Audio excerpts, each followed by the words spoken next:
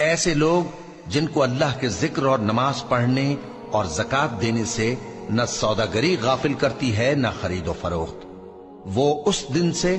جب دل خوف اور گھبراہٹ کے سبب الٹ جائیں گے اور آنکھیں اوپر چڑھ جائیں گی ڈرتے ہیں،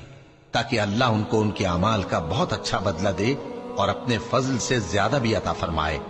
اور اللہ جس کو چاہتا ہے بے حساب رزق دیتا ہے۔ اور جن لوگوں نے کفر کیا ان کے اعمال کی مثال ایسی ہے جیسے میدان میں ریت کہ پیاسا اسے پانی سمجھے، یہاں تک کہ جب اس کے پاس آئے تو اسے کچھ بھی نہ پائے اور اللہ ہی کو اپنے پاس دیکھے تو وہ اسے اس کا حساب پورا پورا چکا دے، اور اللہ جلد حساب کرنے والا ہے۔ یا ان کے اعمال کی مثال ایسی ہے جیسے گہرے سمندر میں اندھیرے